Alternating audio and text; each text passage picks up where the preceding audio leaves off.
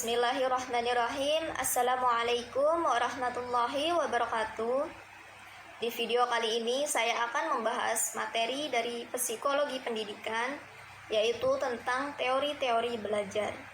Sebelumnya saya akan memperkenalkan kelompok saya terlebih dahulu, yaitu ada saya sendiri, Egy Mahrita Rosanti, dan teman saya Fathia Halimah Maulana. Assalamualaikum warahmatullahi wabarakatuh.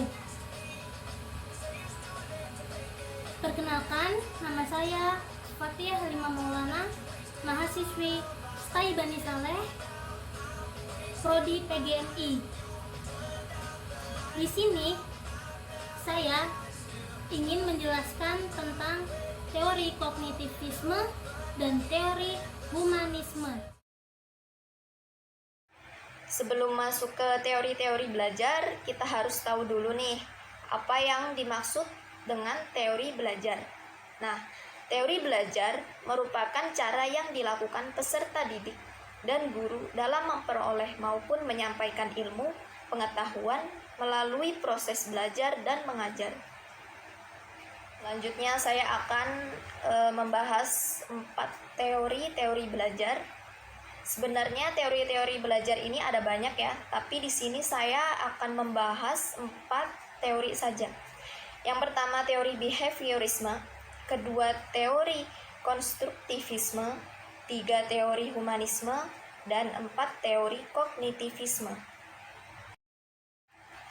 Yang pertama teori behaviorisme. Menurut teori behaviorisme, belajar adalah perubahan tingkah laku sebagai akibat dari adanya interaksi antara stimulus dan respon. Dengan kata lain, belajar merupakan bentuk perubahan yang dialami siswa dalam hal kemampuannya untuk bertingkah laku dengan cara yang baru sebagai hasil interaksi antara stimulus dan respon. Seseorang dianggap telah belajar sesuatu jika dia dapat menunjukkan perubahan tingkah lakunya. Contoh, anak belum dapat berhitung perkalian. Walaupun dia sudah berusaha giat dan gurunya pun sudah mengajarkannya dengan tekun, tapi jika anak tersebut belum bisa mempraktekkan perhitungan perkalian, maka dia belum dianggap belajar. Di sini ada kelebihan dan kelemahan teori behaviorisme. Kelebihannya yaitu membiasakan guru untuk bersikap jeli dan peka terhadap situasi dan kondisi belajar. Membantu siswa mencapai tujuan belajar. Pengulangan dan latihan digunakan sebagai upaya perilaku yang diinginkan dapat menjadi kebiasaan. Membangun konsentrasi individu.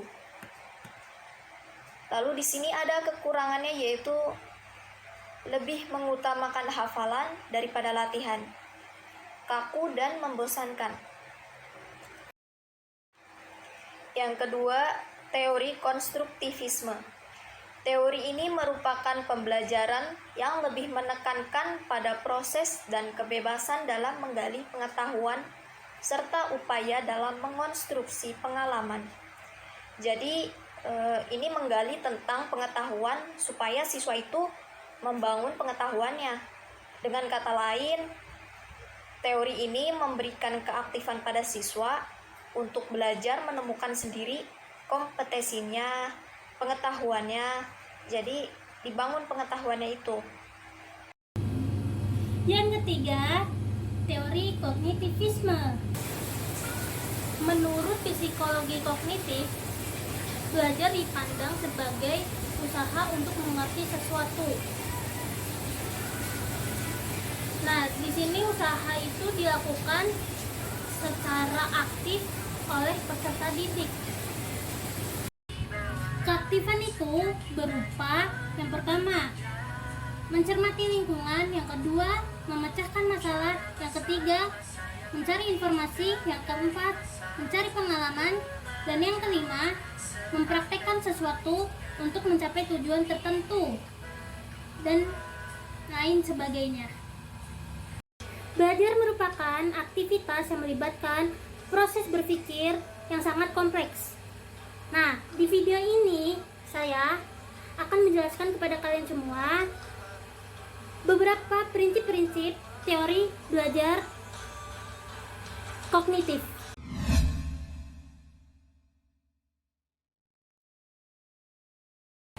Dan yang terakhir, yang keempat, ada teori humanisme. Pada dasarnya, teori humanistik adalah teori belajar yang memanusiakan manusia. Jadi, pembelajarannya dipusatkan kepada pribadi seseorang. Nah, di sini ada 3 prinsip teori humanisme. Yang pertama, belajar yang mengangkut perubahan di dalam persepsi mengenai dirinya. Yang kedua, belajar yang melibatkan siswa seutuhnya, maka memberikan hasil yang mendalam. Dan yang terakhir, yang ketiga, manusia memiliki kemampuan alami untuk belajar. Pembahasan terakhir di video ini ada beberapa kelebihan dan kekurangan di dalam teori humanisme. Adapun kelebihan teori humanisme yaitu yang pertama, memunculkan kreativitas siswa. Dan yang kedua, cocok untuk pendidikan yang bersifat membentuk karakter atau mengubah sikap. Dan yang terakhir, yang ketiga, cenderung merekatkan hubungan sosial antara peserta didik. Jadi, bukan hanya pengetahuannya, tapi hubungan sosialnya juga harus ditekankan.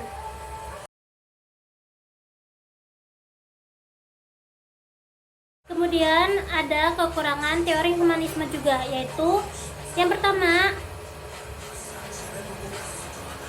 memungkinkan peserta didik untuk sulit memahami potensi dirinya sendiri. Dan yang kedua, yang terakhir,